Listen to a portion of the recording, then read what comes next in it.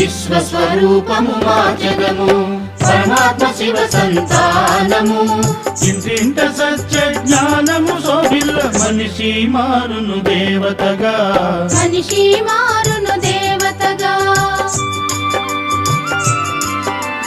విశ్వస్వరూపము మార్చదము పరమాత్మ శివ సంతానము ఇంటింట సత్య జ్ఞానము శోభిల్ల మనిషి మారును దేవతగా మనిషి మారును దేవతగా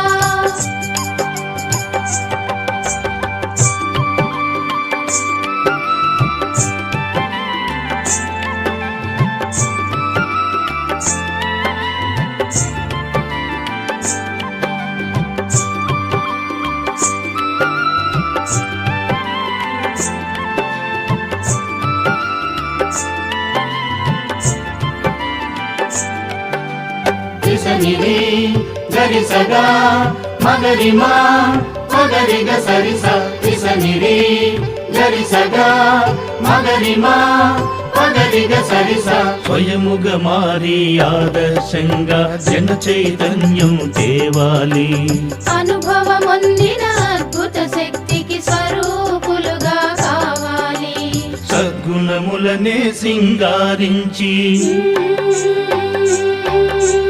సద్గుణములనే సింగారించి జగతికి నవ నిర్మాతలై ఇంటింట సత్య జ్ఞానము శోభిల్ల మనిషి మారును దేవతగా మనిషి మారును దేవతగా విశ్వస్వరూపము మార్చదము పరమాత్మ శివ సంతానము ఇంటింట సత్య జ్ఞానము శోభిల్ల మనిషి మారును దేవతగా మనిషి మారును దేవతగా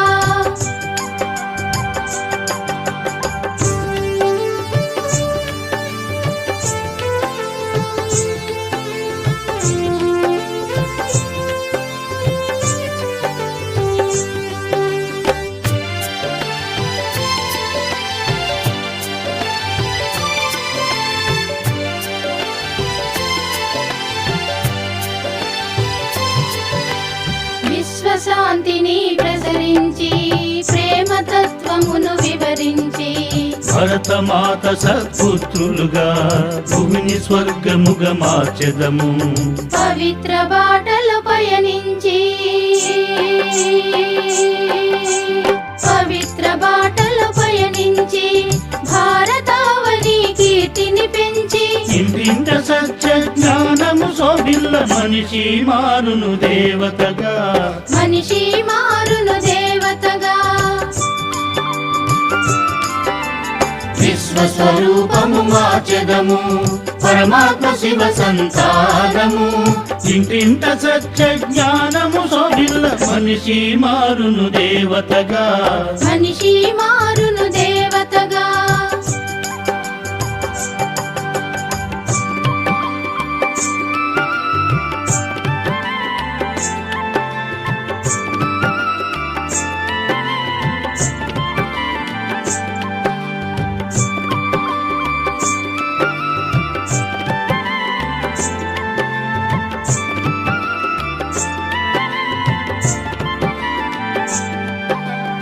సనిది గరిసగా మగరిమా మగరిగ సరిస సనిది గరిసగా మగరిమా మగరిగ సరిస ధర్మ రహస్యము బోధించి విశ్వ విభుని సందేశములిచ్చి రాజయోగమే మహాయోగమని సత్యయుగ మార్గము నిర్దేశించి అద్భుత సుందరమై ఉండే అద్భుత సుందరమై ఉండే రాబోయే మన స్వర్ణిమయుగము ఇంటింట సత్య జ్ఞానము శోభిల్ల మనిషి మారును దేవతగా మనిషి మారును దేవతగా విశ్వస్వరూపము మార్చదము పరమాత్మ శివ సంతానము ఇంటింట సత్య జ్ఞానము శోభిల్ల మనిషి మారును దేవతగా మనిషి మారును దేవతగా మనిషి మారును దేవతగా మనిషి మారును దేవతగా మనిషి మారును దేవతగా మనిషి మారును దేవతగా మనిషి మారును దేవతగా మనిషి మారును దేవతగా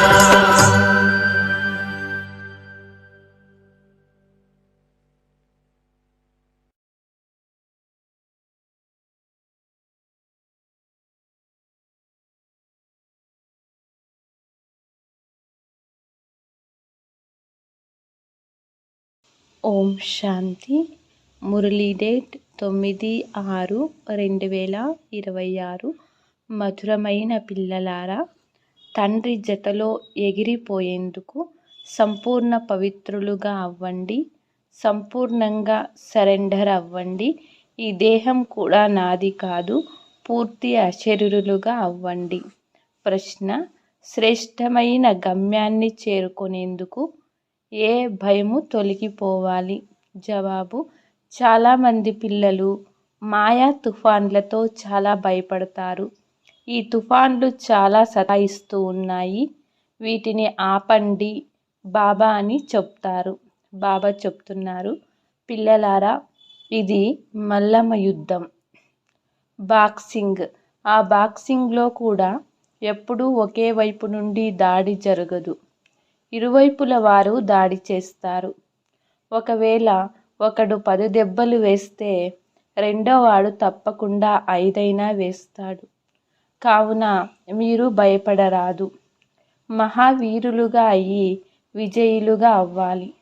అప్పుడే ఉన్నతమైన లక్ష్యాన్ని చేరుకోగలరు. పాట: ప్రమాణం చేసి మీ గడప వద్దకు వచ్చాము. ఓం శాంతి. పిల్లలు పాట విన్నారు. తప్పకుండా పాటలో ఏదో రహస్యం నిండి ఉంది.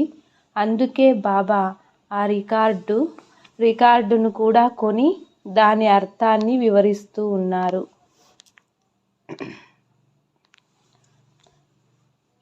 దీనినే జీవించి ఉండి కూడా మరణించి బాబా వారిగా అవ్వడము అని అంటారు. బాబా పిల్లలుగా అయిన తర్వాత టీచర్ వారిగా కూడా అవ్వాలి. టీచర్ తర్వాత మెజారిటీ గురువులను స్వీకరిస్తారు. క్రైస్తవులు కూడా తమకు పిల్లలు పుట్టగానే క్రైస్తవులుగా మార్చేస్తారు. గురువు ఒడిలో కూర్చోబెడతారు. ఆ గురువు ఫాదరీ కావచ్చు, మరెవ్వరైనా కావచ్చు. ఫాదరీ క్రైస్త అయితే కాదు కదా, అతని పేరు మీద మేము క్రైస్తవులుగా అవుతాము అని అంటారు. ఇప్పుడు పిల్లలైన మీరు మొదట తండ్రికి చెందిన వారిగా అవుతారు. అశరీరులుగా అవుతారు. తమ తనువు, మనసు, ధనం ఏం ఉన్నాయో అవన్నీ తండ్రికి అర్పిస్తారు. జీవించి ఉండి మరణిస్తారు. అనగా ఆత్మలమైన మనం వారికి చెందిన వారిగా అవుతాం. ఇది బుద్ధిలో ఉండాలి. నా వస్తువులేవైతే ఉన్నాయో, అనగా నా శరీరము, నా ధనము, నా సంపద, సంబంధీకులు మొదలైనవన్నీ ఏమున్నాయో అన్నింటినీ మరిచిపోతాము. మరణించిన తర్వాత అంతా మరిచిపోతారు కదా. ఇది ఎంత గొప్ప గమ్యం. మనం అశరీరీ ఆత్మలమని పక్కా చేసుకోవాలి. శరీరం వదిలి చనిపోతారని కాదు. ఆత్మ సంపూర్ణ పవిత్రంగా ఎక్కడయింది? భలే బాబాకు చెందిన వారిగా అయినా మీ ఆత్మ అపవిత్రంగా ఉందని బాబా అంటారు. ఆత్మకున్న రెక్కలు విరిగిపోయాయి.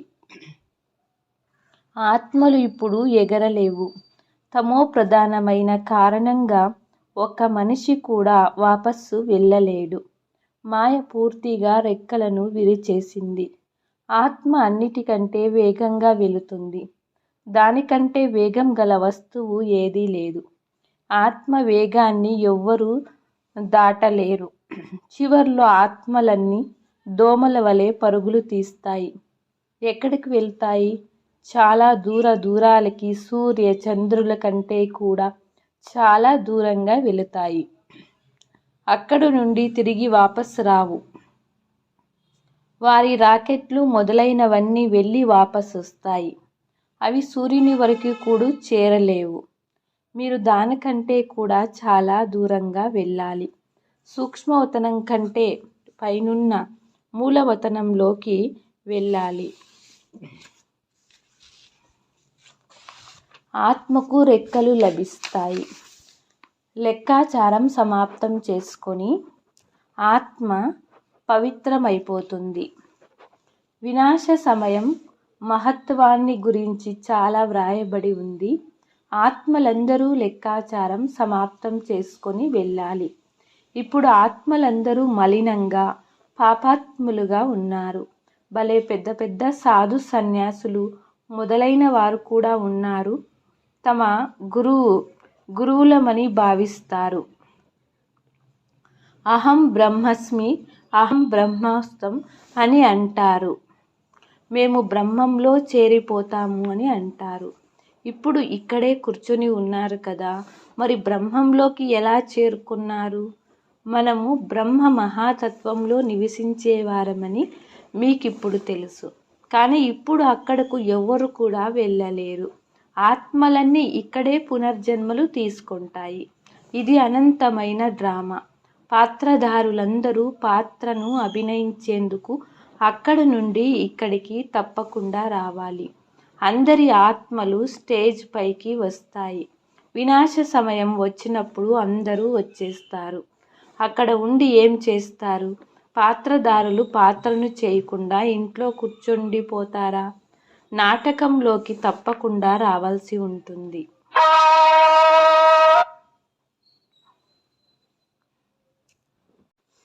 అక్కడి నుండి అందరూ వచ్చేసి తర్వాత తండ్రి అందరినీ తీసుకొని వెళ్తారు. తండ్రి చెప్తున్నారు, నేను ఇక్కడ ఉన్నప్పుడు కూడా ఆత్మలు వస్తూ ఉంటాయి. నెంబర్ వారీగా వృద్ధి పొందుకుంటూ ఉంటాయి. తర్వాత మీరు నెంబర్ వారుగా వెళుతారు. అంతా మీ స్థితి పైన ఆధారపడి ఉంటుంది. అందుకే మీరు మరజీవులుగా అవ్వాలి. మనము ఆత్మలమని నిశ్చయం చేసుకోవడమే కష్టము. పిల్లలు క్షణక్షణం దేహాభిమానంలోకి వచ్చి మరచిపోతారు. సంపూర్ణ సమర్పితమైనప్పుడు ఆత్మ అభిమానులుగా అవ్వగలరు. బాబా, ఇదంతా మీదే, నేను కూడా మీ వాడినే. ఈ దేహం మాది కాదు, దీనినే నేను వదిలేస్తాను. బాబా, మేము మీ వారం. తండ్రి చెప్తున్నారు, నా వారిగా అయ్యి మిగిలిన వాటన్నిటి నుండి మమకారాన్ని తొలగించండి. అలాగని ఇక్కడే వచ్చి కూర్చుండిపోవాలని కాదు. మీరు మీ వ్యాపార వ్యవహారాలు చేసుకోవాలి, ఇంటిని సంభాళించాలి. పిల్లలకు కూడా తల్లిదండ్రులు రుణాన్ని తీర్చుకోవాలి. వారి సేవ చేసి సహయోగం చేయాలి. తల్లిదండ్రులు పాలన రుణం తీర్చుకునే బాధ్యత పిల్లలపై ఉంటుంది. ఇప్పుడు బాబా మీ పాలన చేస్తూ ఉన్నారు. ప్రారంభంలో ఎవరెవరు వచ్చారో వారు తక్షణం వెంటనే అంతా సమర్పించారు. తమ వద్ద ఏమీ ఉంచుకోలేదు, అంతా అర్పించారు. ఆ ధనముతో పిల్లలైన మీరు భారతదేశాన్ని పావనంగా చేస్తూ ఉన్నారు. భారతదేశము సంపూర్ణ పవిత్రంగా ఉండేది. భారతవాసులు వంటి పవిత్రులు సుఖవంతమైన వారు మరెవ్వరూ ఉండరు. భారతదేశం సర్వశ్రేష్టమైన తీర్థస్థానం. ఇక్కడే పతిత పావనుడైన తండ్రి వచ్చి పూర్తి సృష్టిని, పతితుల్ని కూడా పావనంగా చేస్తారు. ఇప్పుడు తత్వాలు మొదలైనవన్నీ శత్రువులైపోయాయి. భూకంపాలు సంభవిస్తాయి, తుఫాన్లు వస్తాయి. ఎందుకంటే తమో ప్రధానంగా ఉన్నాయి. ప్రకృతి బీభత్సాలు సంభవిస్తాయి, చాలా దుఃఖమును కలిగిస్తాయి. ఈ సమయంలో అన్నీ దుఃఖమిచ్చే వస్తువులే. సత్యుగంలో అన్నీ సుఖం ఇచ్చేవే ఉంటాయి. అక్కడ ఈ తుఫాన్లు కానీ వేడి గాలులు కానీ ఉండవు. సత్యుగంలో అన్ని సుఖం ఇచ్చేవే ఉంటాయి. మీలో కూడా ఈ విషయాలను కొంతమంది అర్థం చేసుకుంటారు. నేడు ఉండి రేపు ఉండకపోతే ఏమీ అర్థం చేసుకోలేదని అర్థమవుతుంది. భలే, ఇక్కడ వచ్చిన వారందరూ స్థిరంగా ఉండిపోరు. ఇక్కడి నుండి వెళ్ళిన 10 రోజుల తర్వాత బాబా ఫలానా వారిని మాయ తినేసిందని సమాచారం రాస్తారు. ఇలా జరుగుతూ ఉంటుంది. చిన్న పుష్పాలు పెద్దవిగా అయ్యాక వాటి నుండి ఫలాలు వస్తాయి. అటువంటి వారిలో ఇతరులను తమ సమానంగా తయారు చేసే శక్తి ఉంటుంది. దాని ఫలము వెలువడుతుంది. తండ్రికి చెందిన వారిగా అయిన తర్వాత ప్రజల్ని కూడా తయారు చేసుకోవాలి. వారసుల్ని కూడా తయారు చేసుకోవాలి. పాండాలుగా అయి బాబా వద్దకు వచ్చినంత మాత్రాన ఇక మేము చేరుకున్నామని అనుకోరాదు. గమ్యము చాలా గొప్పది. మాయా తుఫాన్లు చాలా వస్తాయి అంటారు. మీరు తండ్రి వారిగా అయ్యారు. తుఫాన్లు రానే వస్తాయి. బాబా మేము మీ వారిగా ఉండినాము, మీ నుండి వారసత్వం తీసుకున్నాము, మళ్ళీ పునర్జన్మలు తీసుకుంటూ 84 జన్మలు ముగించుకొని చివర్లో వచ్చి మీ వారిగా అయ్యామని అంటారు. నేను మీ వద్ద వారసత్వం తీసుకొనే తీరుతానని అంటారు. కావున ఇటువంటి తండ్రిని ఎంతగా స్మృతి చేయాలి. అంతేకాక తమ సమానంగా తయారు చేసే ఫలాన్ని ఇవ్వాల్సి ఉంటుంది. లేకుంటే మాల ఎలా తయారవుతుంది? బాబాకు వారసులను ఎలా తయారు చేస్తారు? ప్రజలు కూడా కావాలి. సింహాసనంపై కూర్చొనే వారసులు కూడా కావాలి. బాబా వద్దకు చాలామంది వస్తారు. తర్వాత విడాకులు ఇచ్చేస్తారు. బుద్ధియోగం తెగిపోగానే ఆట సమాప్తమైపోతుంది. చాలామంది పిల్లలు బాబా వద్దకు వచ్చి బాబా ఏ తుఫాను రాకుండా స్థితిని ఎలా తయారు చేసుకోవాలి అని అడుగుతారు. దీనికి మార్గము బాబాని స్మృతి చేయడమే అని తండ్రి చెప్తూనే ఉంటారు. తుఫాన్లు రానే వస్తాయి. బాక్సింగ్లో ఎప్పుడైనా ఒక్కరి దెబ్బలు తింటూ ఉండడం చూశారా?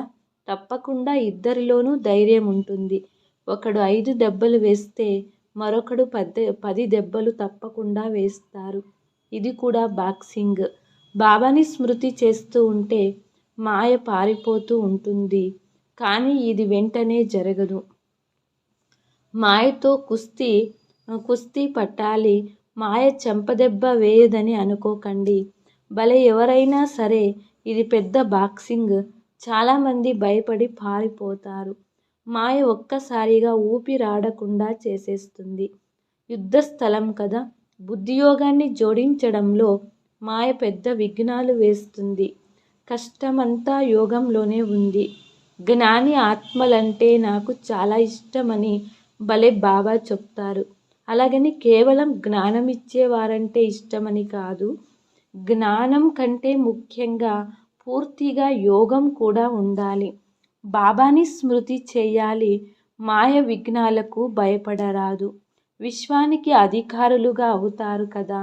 అందరూ అవుతారు. 16,108 మనులు మాల చాలా పెద్దది. ఇది చివర్లో పూర్తి అవుతుంది. త్రేతాయుగము అంత్యం వరకు ఎంతమంది యువరాజ యువరాణులు అవుతారో వారే గుర్తులైతే ఉన్నాయి కదా.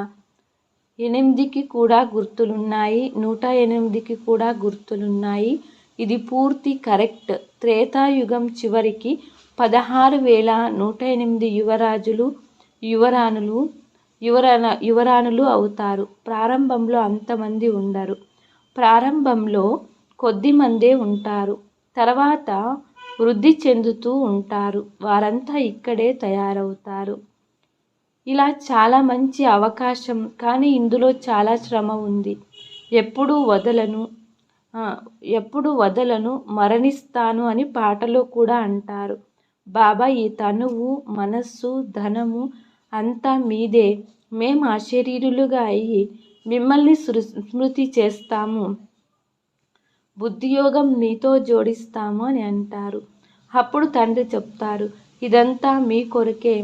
పిల్లలు చెప్తారు, మా సర్వస్వము మీదే, అంతా భగవంతుడే ఇచ్చారని అంటారు కదా. ఇప్పుడు తండ్రి చెప్తున్నారు, ఇదంతా సమాప్తం అవ్వనున్నది. మీ వద్ద ఏముంది? ఈ శరీరం కూడా సమాప్తం అయిపోతుంది. ఇప్పుడు నేను మిమ్మల్ని మళ్ళీ బదిలీ చేస్తాను. కేవలం బదిలీ చేసుకోవడమే కాదు. కనుకనే తండ్రి చెప్తున్నారు, పిల్లలు అశరీరులుగా అవ్వండి. నన్ను స్మృతి చెయ్యండి. బుద్ధితో అంతా సమర్పించండి. రాజా హరిశ్చంద్రుని కథ కూడా ఉంది కదా. అతని భార్యను భార్యను కూడా తాకట్టు ఉంచమని అడుగుతారు. తండ్రి చెప్తున్నారు, నేను ఈ శాస్త్రాలు మొదలైన వాటి సారాన్ని మీకు అర్థం చేయిస్తూ ఉన్నాను. నేను మిమ్మలను బ్రహ్మ నోటి ద్వారా రాజారాణులుగా తయారు చేస్తాను. ఇప్పుడు మళ్ళీ తయారు చేస్తాను. మనుషులకెప్పుడు గీతను వినిపించి రాజయోగాన్ని నేర్పించి రాజారాణులుగా తయారు చేయరు. మరి గీత వినడం వలన ఏమి లాభం? తండ్రి చెప్తున్నారు, నేను స్వయంగా కల్పము వచ్చి మిమ్మల్ని స్వర్గానికి అధికారులుగా తయారు చేస్తాను. నా వారిగా అవుతూనే వారసులుగా అవుతారు. ఎవరు ఎంత యోగంలో ఉంటారో అంతగా శుద్ధమవుతూ పోతారు. బాబా, ఇదంతా మీదే, మేము ట్రస్టీలుగా ఉన్నాము, మీ ఆజ్ఞ లేకుండా మేము ఏమీ చెయ్యము అని అంటారు. శరీర నిర్వాహం ఎలా చేసుకోవాలో కూడా సలహాను తీసుకుంటారు. తరచుగా పేదవారే పూర్తి లెక్కాచారాన్ని ఇస్తారు. షావుకార్లు ఇవ్వరు, సమర్థులుగా అవ్వలేరు. వారిలో ఎవరో ఒకరు అరుదుగా వెలువడతారు. జనకుని ఉదాహరణ ఉంది కదా. పిల్లా పాపలున్నారు, సంయుక్త ఆస్తి ఉంటే వారు వేరుగా ఎక్కడవుతారు? షావుకార్లు సరెండర్ అవ్వాలంటే తమ ఆస్తిని ఎలా ఉపయోగించాలో బాబా పేదల పెన్నది.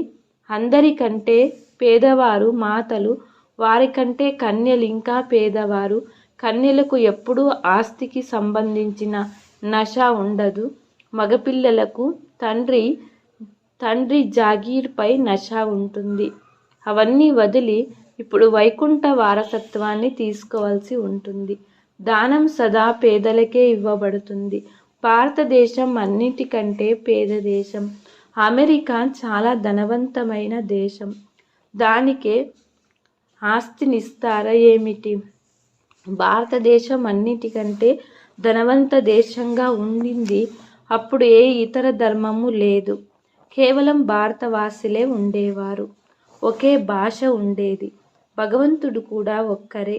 నేను ఒకే రాజ్యం, ఒకే ధర్మం, ఒకే భాషను స్థాపిస్తాను. ఒకే సర్వశక్తివంతమైన రాజ్యాన్ని, ఒకే ప్రభుత్వాన్ని స్థాపిస్తాను. 1 నుండి తిరిగి 2, 3 అవుతాయి. ఇప్పుడు ఎన్ని ధర్మాలున్నాయి? మళ్ళీ ఒకే ధర్మం స్థాపనవ్వాలి. ఇది 5000 సంవత్సరాల మాట. ఇప్పుడు ఒకే ధర్మం ఉండేది. విద్వాంసులు సత్యుగంలో ఆయుష్ను లక్షల సంవత్సరాలని చెప్పేసేశారు. సత్యుగము అనగా ఏమిటో అర్థం చేసుకోరు. స్వర్గవాసులైన బహుశా పైకి పోయి ఉండవచ్చని అనుకుంటారు. దిల్వాడ మందిరంలో కూడా స్వర్గాన్ని కప్పులో చూపించారు. కనుక మనుషులు తికమక పడతారు. వాస్తవానికి స్వర్గమేమీ పైన లేదు. బాబా వద్దకు పోయి తిరిగి ఇక్కడికి వచ్చి రాజ్యం చేస్తామని మీకు తెలుసు. ఈ జ్ఞానము బుద్ధిలో ఉండాలి. ఎవరికైనా అర్థం చేయించగలగాలి. పచ్చిగా ఉండే వారిని మాయా పక్షి తినేస్తుంది. కనుక నా పిల్లలు ఫోటోలు కూడా తెప్పించడం జరుగుతుంది. రిజిస్టర్ ఉంచబడుతుంది. బాబా వద్దకు సమాచారం వస్తూ ఉంటుంది. ఫలానా వారు ఒకే ఒక జ్ఞాన బాణమును వేశారు, నేను తండ్రి వారిగా అయిపోయాను. శాస్త్రాలలో కూడా వ్రాయబడి కుమారీల ద్వారా బాణం వేయించారు. అరే, బాబాని ఎందుకు మరిచిపోయారు? దీనినే జ్ఞాన బాణము అని అంటారు. కేవలం తండ్రి స్మృతిని ఇప్పించాలి, అంతేకాని హింసక బాణాలు మాట లేదు. తండ్రి చెప్తున్నారు, నేను బ్రహ్మ నోటి ద్వారా సర్వశాస్త్రాల రహస్యాన్ని మీకు అర్థం చేయిస్తాను. బ్రహ్మ తప్పకుండా ఇక్కడే ఉండాలి. వారు విష్ణువు నాభి కమలం నుండి బ్రహ్మను చూపిస్తారు. వారికేమీ తెలియదు. మనుషులకు ఏం తోస్తే అదంతా వ్రాసేశారు. చాలా మలినముంది. శూద్ర విద్యలు వారు కూడా చాలామంది తయారయ్యారు. సత్యం వెలువడినప్పుడు అసత్యమైన వారు దానిని ఎదిరిస్తారు. శివబాబా నిరాకారుడని, బ్రహ్మబాబా సాకారులని మీకు తెలుసు. అంతేకాని నాభి మొదలైన వాటి విషయాలు లేదు. మంచిది. మధురాతి మధురమైన అపురూపమైన పిల్లలకు మార్పిత బాప్దాదాల ప్రియ స్మృతులు మరియు గుడ్ మార్నింగ్. ఆత్మిక పిల్లలకు ఆత్మిక తండ్రి నమస్తే. ఆత్మిక తండ్రికి ఆత్మిక పిల్లలం డబల్ నమస్తే. నమస్తే. ధారణ 1వ పాయింట్. ఇప్పుడు జ్ఞానయుక్త ఆత్మలుగా అవ్వాలి. కేవలం జ్ఞానం వినిపించేవారిగా కాదు, స్మృతి చేయు శ్రమ తప్పకుండా చేయాలి. అశరీరులుగా అయ్యి అశరీరి తండ్రిని స్మృతి చేయాలి. 2వ పాయింట్. తండ్రికి చెందిన వారిగా తయారయ్యి ఇతర అన్ని విషయాలపై మమకారాన్ని తొలగించి వేయాలి. ఈ దేహం కూడా నాది కాదు. పూర్తి దేహి అభిమానులయ్యి సంపూర్ణ సమర్పితులుగా అవ్వాలి. వరదానం. మాస్టర్ ఆల్మైటీ అథారిటీ యొక్క సీటుపై స్థితమై ఉండే సహజ మరియు సదా కొరకు కర్మయోగి భవ. ఎలాగైతే ఏదైనా మిషన్ను సెట్ చేస్తే ఒకసారి సెట్ చేసిన తర్వాత అది ఆటోమేటిక్గా నడుస్తూ ఉంటుందో, అదేవిధంగా మాస్టర్ ఆల్మైటీ అథారిటీ స్థితిపై స్వయాన్ని ఒకసారి సెట్ చేసుకుంటే ఎప్పుడూ బలహీనమైన మాటలు వెలువడవు. ప్రతి సంకల్పము, మాట లేక కర్మ అది సెట్టింగ్ అనుసారం ఆటోమేటిక్గా నడుస్తూ ఉంటాయి. ఈ సెట్టింగ్ సహజంగా మరియు సదా కొరకు కర్మయోగిగా నిరంతరము నిర్వికల్ప సమాధిలో ఉండే సహజ యోగిగా చేసేస్తుంది. స్లోగను. నేను అనే అనుటకు బదులు బాబా బాబా అని అనడమే స్మృతికి నిదర్శనము. అవ్యక్త సూచన. సదా హర్షితంగా ఉండేందుకు మీ నేచర్ను సరళంగా చేసుకోండి. సహనశీలులుగా అవ్వండి. ఎవరైతే సహనశీలులుగా ఉంటారో వారే డ్రామా యొక్క డాలుపై నిలబడగలరు. అంతేకాక హర్షితంగా కూడా ఉండగలరు. సహనశీలత గుణము లేకుంటే డ్రామా యొక్క డాలును పట్టుకోవడం కూడా కష్టమైపోతుంది. ఈ సమయంలో ఏ కర్మ చేసినా అందులో చేయించేవారు స్మృతి సదా ఉండాలి. చేయించేవారు తండ్రి, చేసేవారు నిమిత్తం. ఇది స్మృతిలో ఉంచుకొని కర్మ చేస్తే సాక్షిగా ఉండి పాత్ర చేస్తూ ఉన్నామని అనుభవం అవుతుంది. ఓం శాంతి.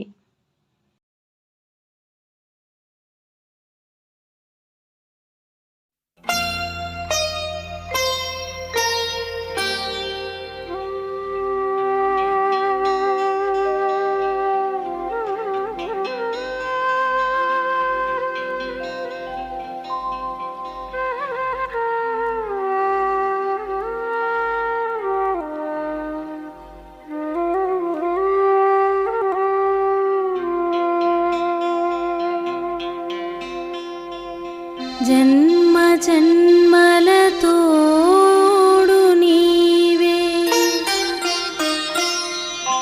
జన్మ జన్మలతోడు నీవే, నా చేరువలోనే నీవు కంటికి కనబడవు కానీ నాతోనే ఉన్నావు. జన్మ జన్మలతోడు నీవే, నా చేరువలోనే నీవు కంటికి కనబడవు కానీ నాతోనే ఉన్నావు. జన్మ జన్మలతోడు నీవే.